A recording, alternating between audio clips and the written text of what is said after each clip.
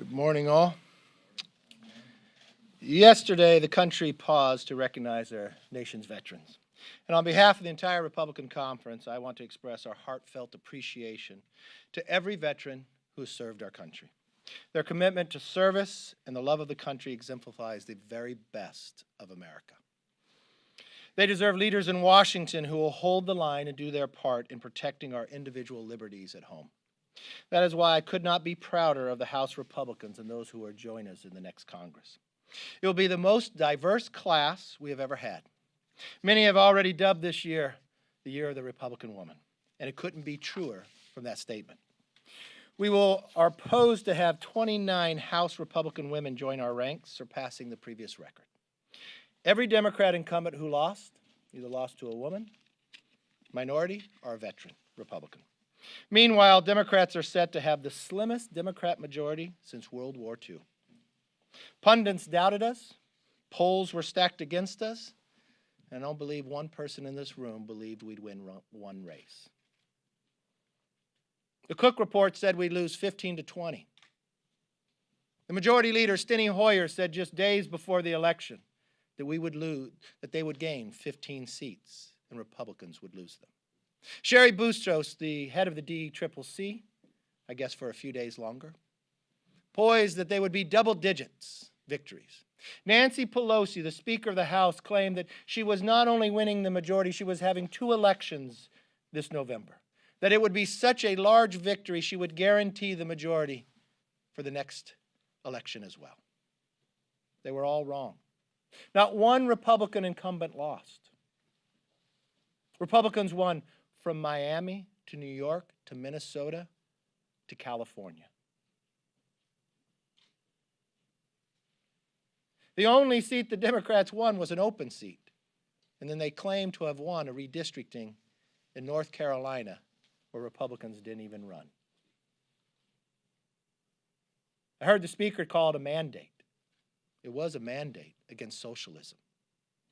It was a mandate against defunding the police. It was a mandate against wasting a majority that the Democrats have done for the last Congress. While the Democrats praised socialism and advocated to defund the police, our members made a commitment to America, that they would restore our way of life, rebuild our economy, and renew the American dream.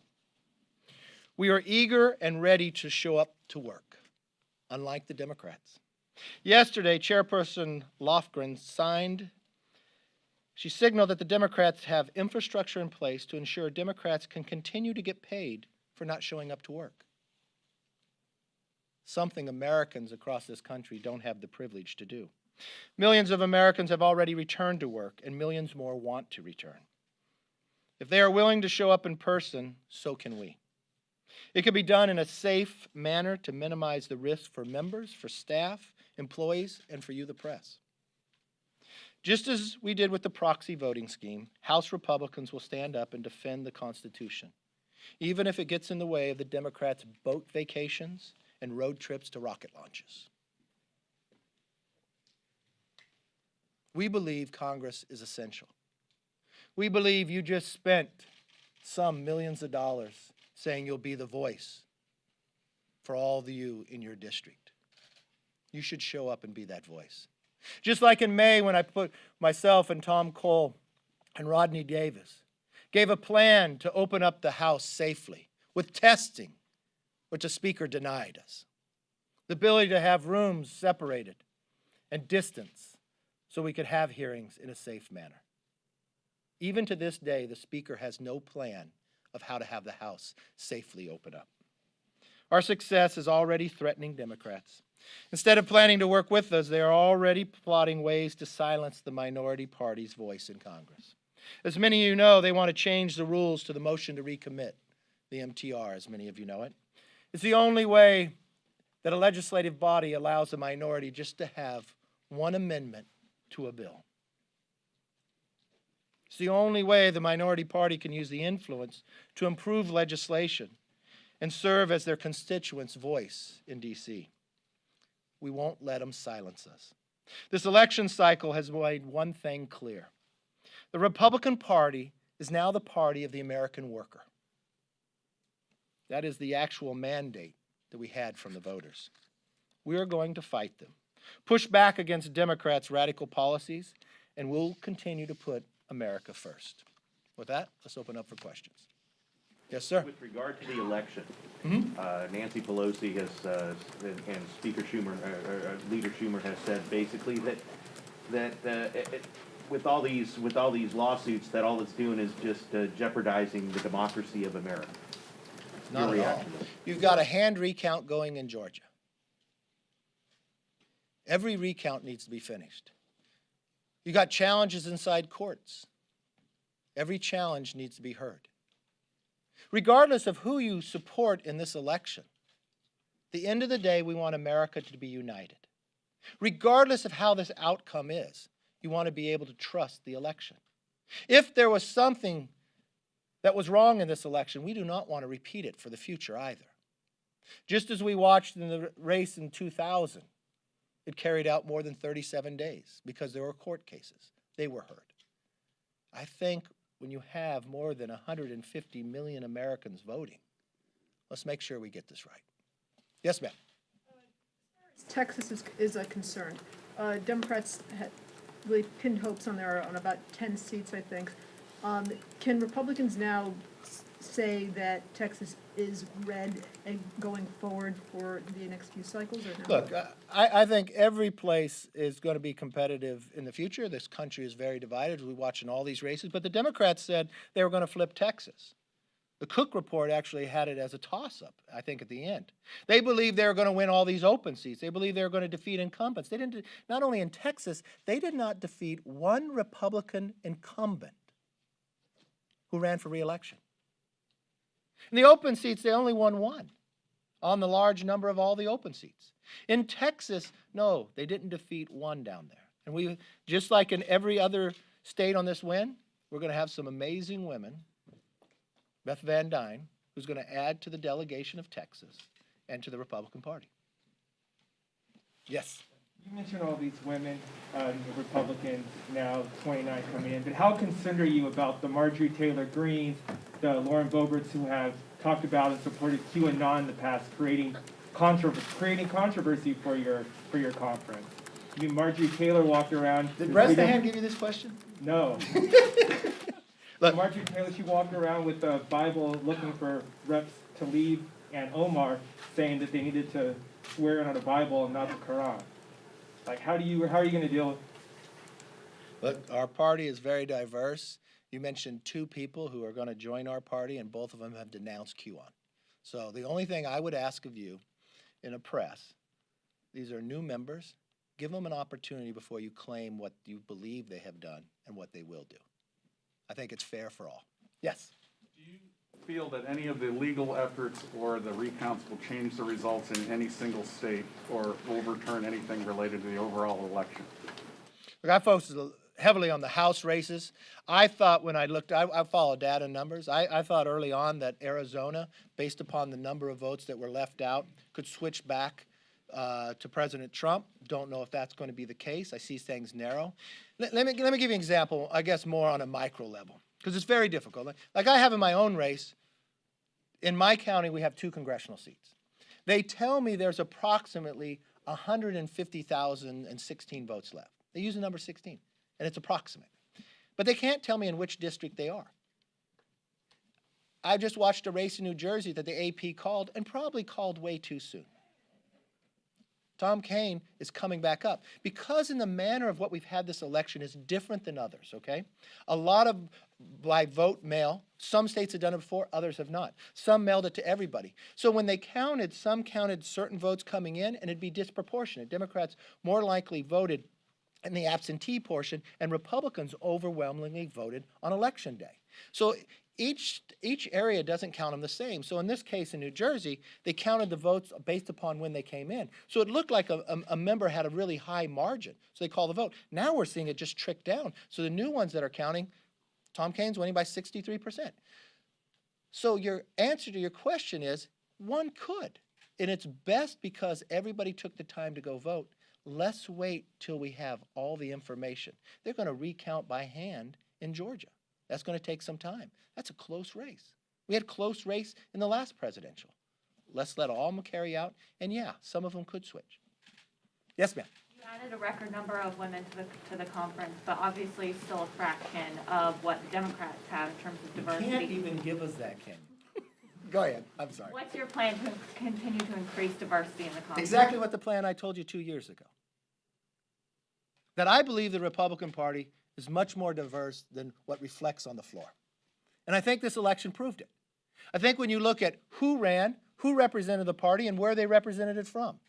When you look at the results and the outcome, it's only in this room would we get a new record for the number of women. More diverse, and it only makes us stronger. That's what makes America strong. We're reflective upon that. Think about where we won.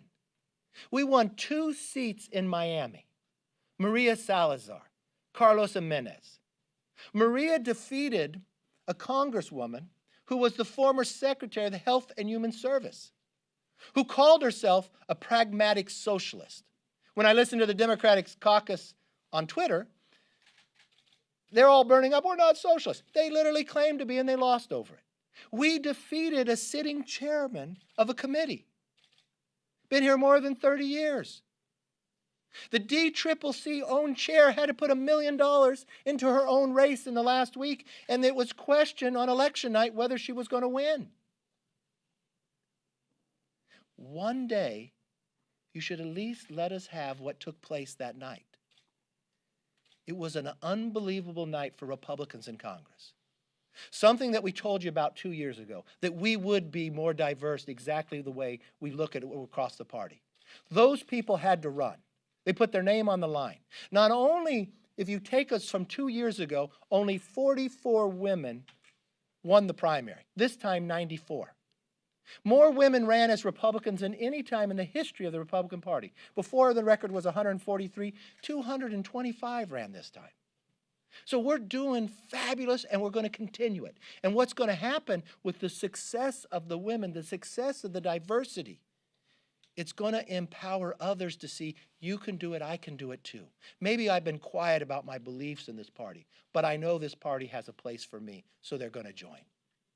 Yes, sir. I mean, talk about a little bit, two-part question. What do you want on COVID relief in the coming month? Because presumably you'll have some say. McConnell says he wants a targeted small package. I'm curious where you come out. And next Congress, you're going to have a pretty powerful minority. I'm curious how you think about that. In 2009, when you were in the minority, you guys didn't participate much with Obama. You argue he didn't participate with you.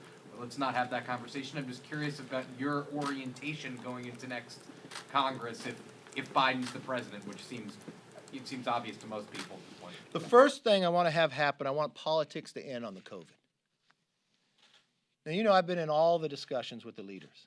I've never watched one leader play politics more than anything else than Nancy Pelosi. She played politics from the very first time we did the CARES Act. You watched her delay it a week.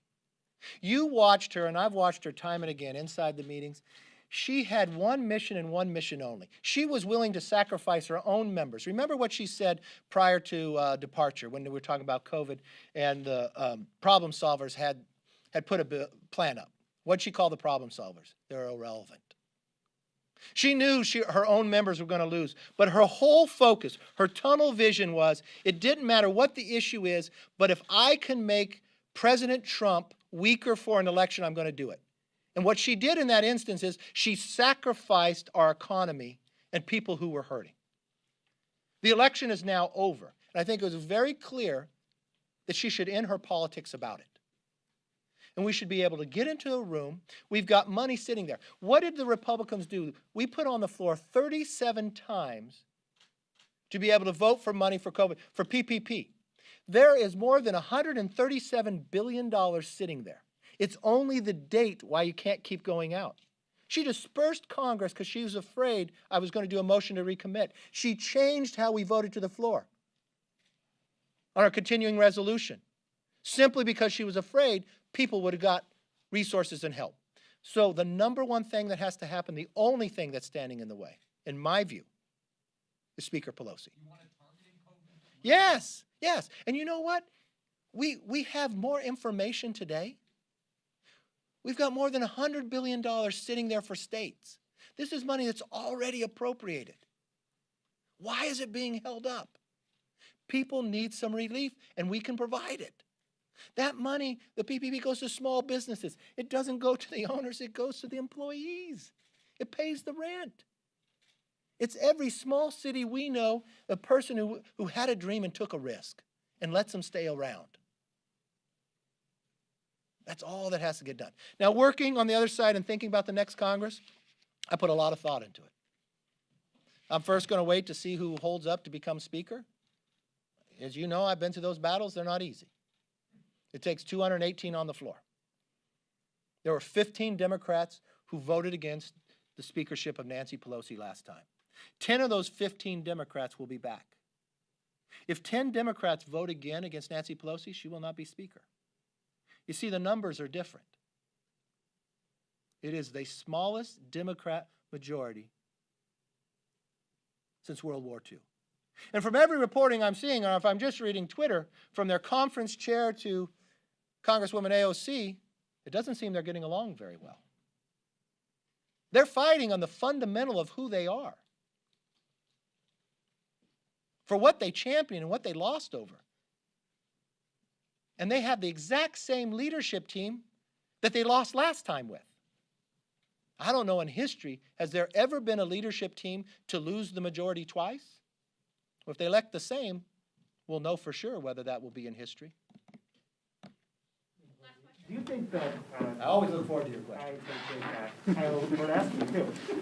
James Langford and Chuck Grassley both say that Joe Biden should have access to classified briefings to prepare for the transition. Do you believe that Joe Biden should have access to classified intelligence briefings? Only because I knew you were coming. I wanted to make sure what Joe Biden said too. You know, I'm part of the Gang of Eight. I do trust our intel community, and I want to make sure I continue to trust it. Joe Biden said, in regards to this, look, access to classified information is useful, but I'm not in a position to make any decisions on those issues anyway. So as I said, one president at a time. He will be president until January 20th. It would be nice to have it, but it's not critical. I think I kind of stand with Joe Biden. I'll trust the intel community.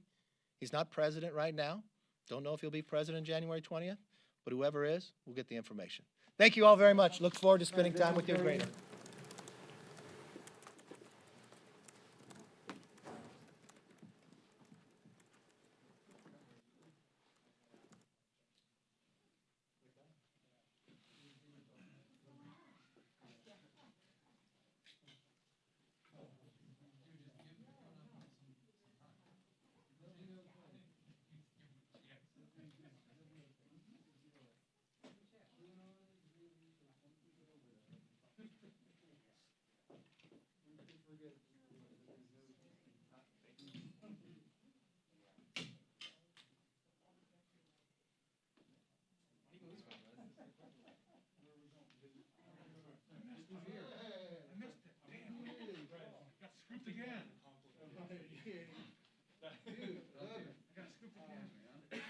Kevin said give the QAnon people a chance. MTG, you did a fucking total victory. MTG? Dude, it's so funny you said the Timothy thing. I got